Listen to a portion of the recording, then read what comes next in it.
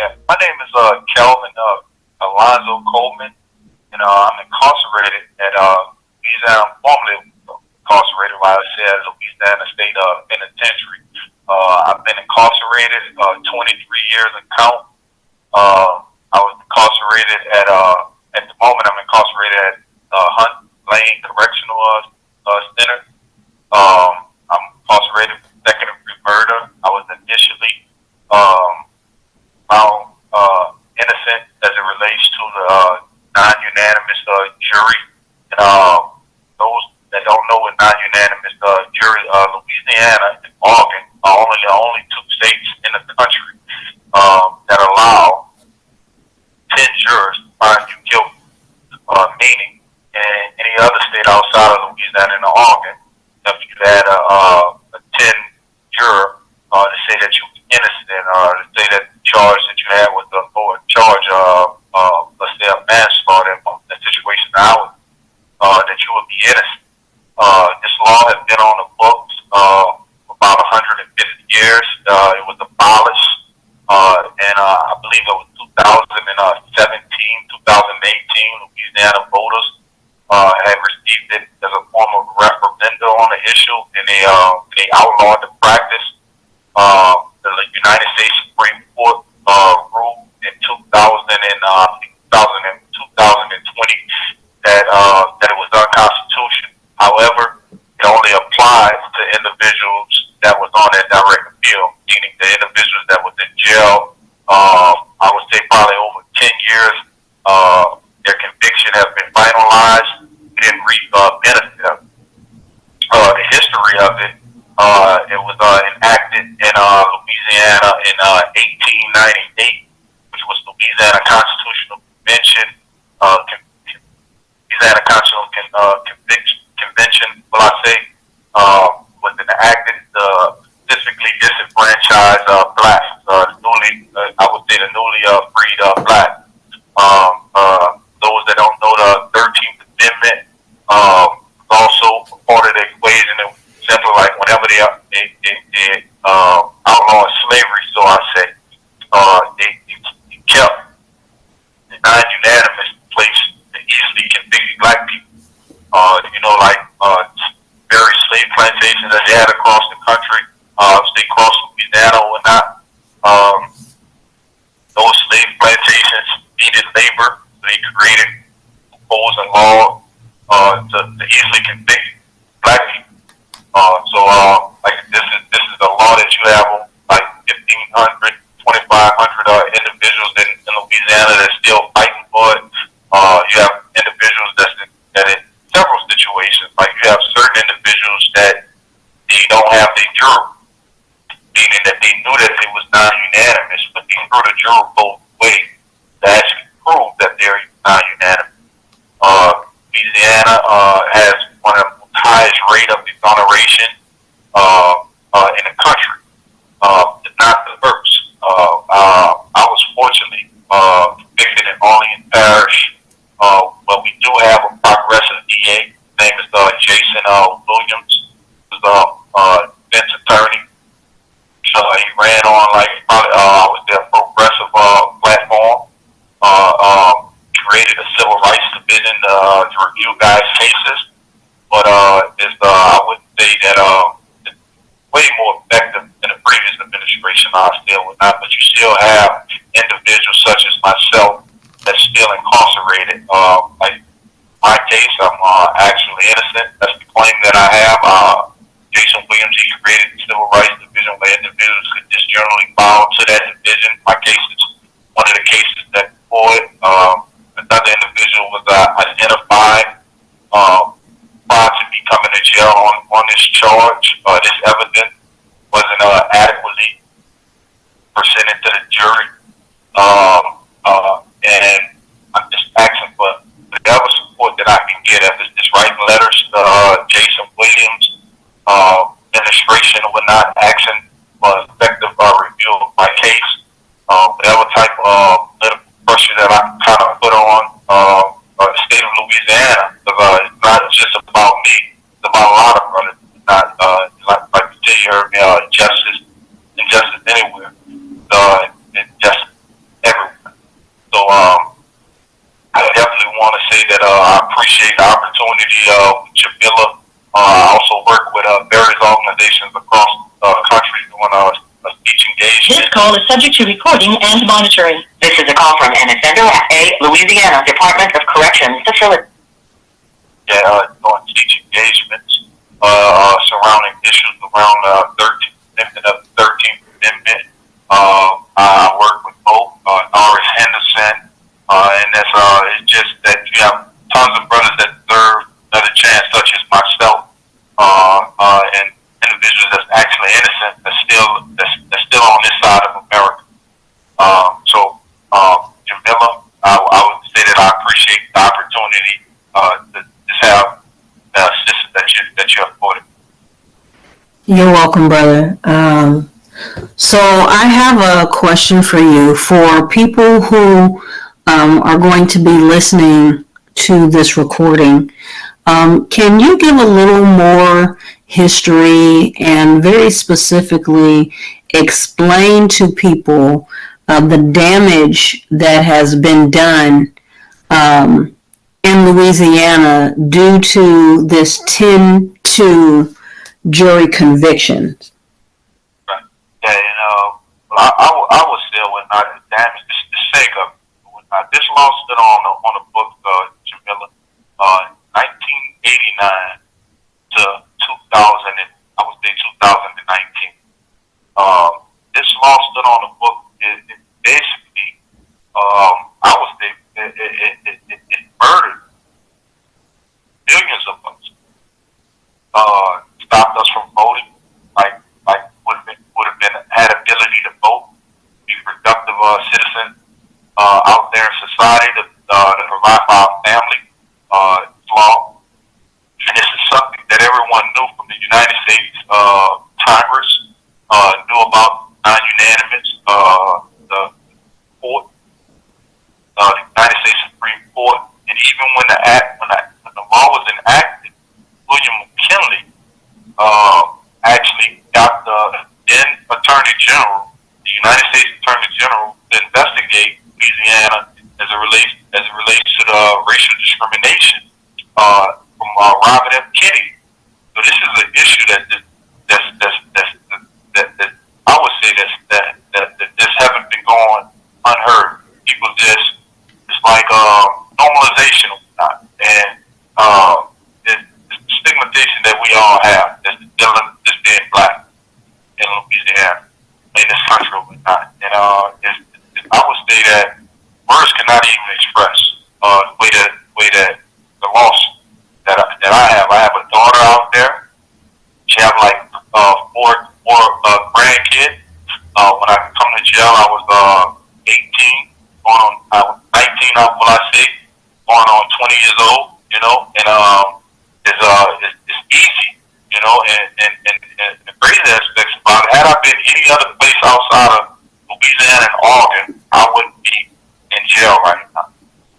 I would be home, and like I say, must put emphasis on it. They say it's 1,500 to 2,500 individuals that fall into the non-unanimous that's still incarcerated.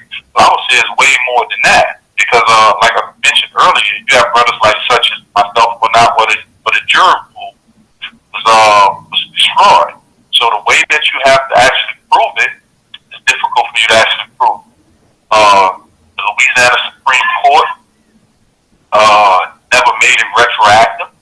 So that meaning the only individual that's actually reviewing these cases is in Orleans Parish.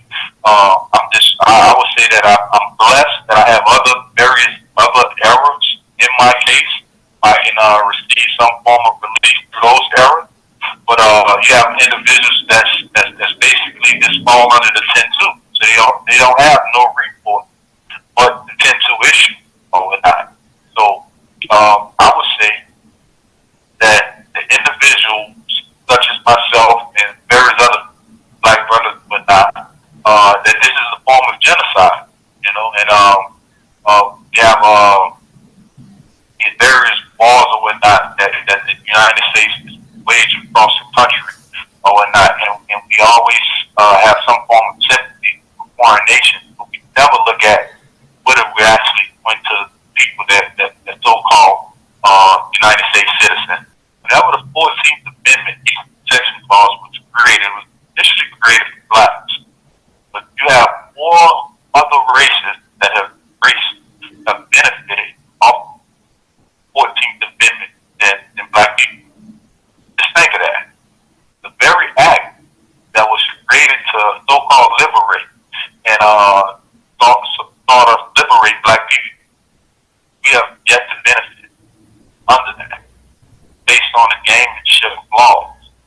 And like I speak to brother all the day, and they ask me, they say, what do you think about the non-unanimous? Do you think brothers that on the non-unanimous 10-2 verdict will they eventually get relief?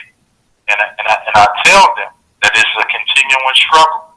You have some brothers that Jason Williams is letting out. You have some brothers that's not getting out. And it's a continuing struggle. And I would say that Jamila, that it's difficult at times to even express how you feel because of there's so many brothers that's just left behind, such as myself. Right.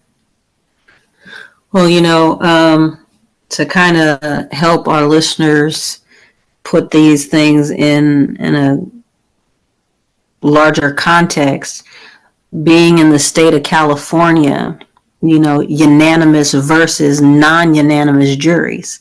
Here in the state of California, people have to be convicted by a unanimous jury, meaning all jurors have to agree on the conviction itself, whereas Louisiana and Oregon, you only need 10 out of 12 jurors to be able to convict you. And when we are talking about a very deep red state such as Louisiana that has a notorious history of slavery and white supremacy and segregation, it's very deeply disturbing that people are not aware that these types of legal practices are still going on, and that through these types of legal practices, the prison systems continue to be filled with Black bodies.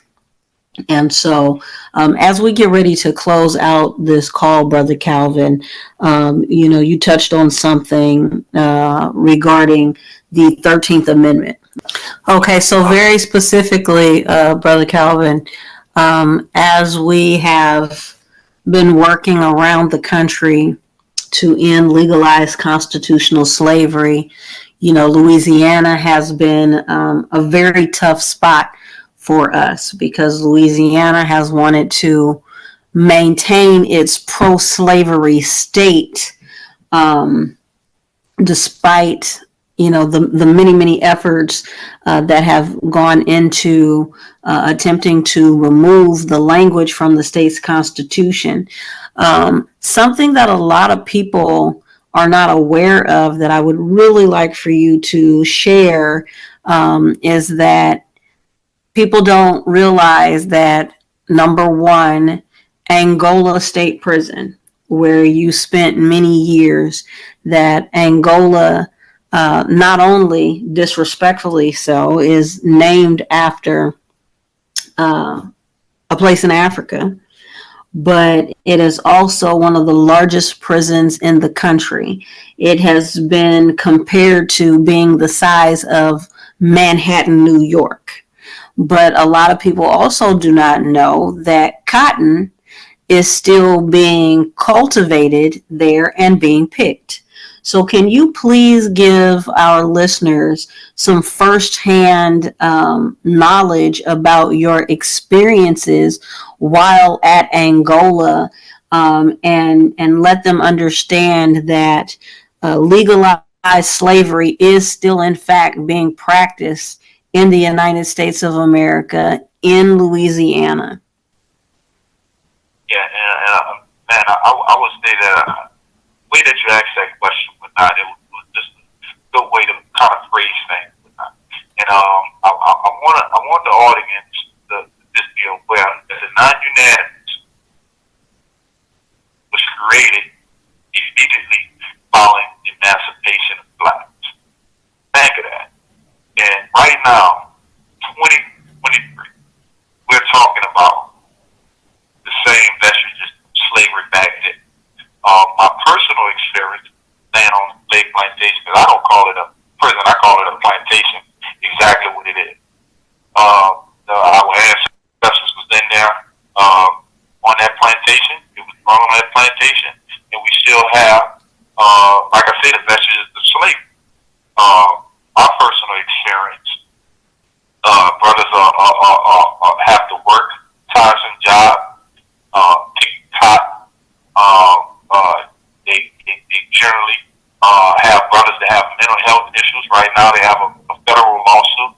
The Justice Department is investigating Angola, but it's a process of things. The wheels of justice move very slow, especially when you have various other social dilemmas that's affecting people in society, where we're removed from the element of public view. So it's easy to ostracize us, like we're considered to be untouchable or whatnot. And so anytime you have individuals that get out there and speak and try to attempt to do anything, it's easy to silence. For a prime example, this legislative session, governor election, we didn't even have a runoff. Listen, Louisiana didn't even have a runoff. I told individuals, I said that I thought there was going to be a runoff, but the white supremacists and the racism that's embedded within Louisiana laws is just ridiculous. You would think that we're at a stage, right now in this country, but things that we're supposed to move past. But we still have a lot of work to be done. And like I said, you have brothers that have mental health issues or whatnot. Like I have personally witnessed brothers run out the field. Like you may be going in the field to pick vegetables to go to a work assignment site. These brothers are mentally ill, meaning they cannot even function in the general population, and they may run out the gun line and get actually shot. It's ridiculous. You know, you have brothers that's in I would say in cells, solitary confinement, Alpha Wolfbox. I would say God bless his soul, let him rest in power. He was one of the members of the Angola 3 Black Panthers, one of the brothers that I came up under.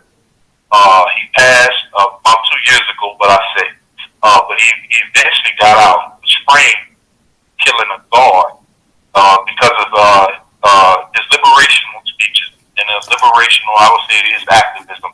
Start Black Panther chapter in Angola. He started it, stopped brothers from getting raped, because at the time that he was in jail, brothers were getting raped at the all-time high. You had officials, correctional officers that also participated in the exploitation of brothers getting sold into sex slave. It's like one of the worst places that you ever want to be in life. At the moment, they're shutting the prison down. Like you have 1 minute left.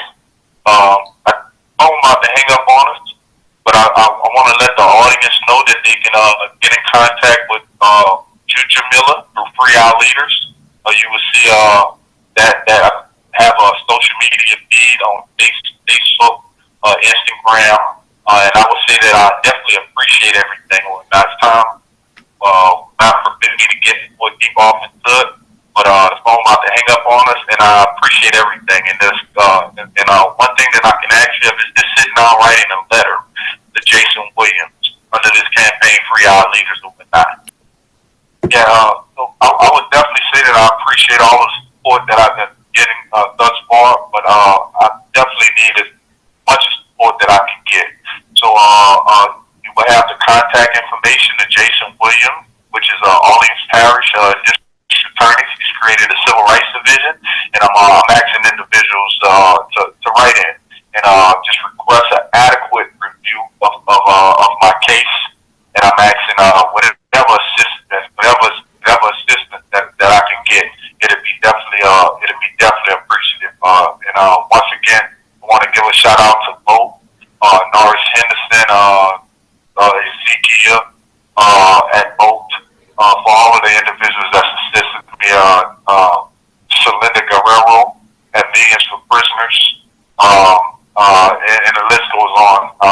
Richard. And, thank you for using Securus. Goodbye. Okay, so for those of you that are listening, along with this recording, there will be a link that you will be able to click to submit a pre-drafted letter to the District Attorney of Orleans Parish, Jason Williams. We appreciate all of the support that you continue to offer to free our leaders. And if you have any questions, comments, please don't hesitate to contact me directly at info@asapjustice.network. That's info@asapjustice.network. Thank you for your time today.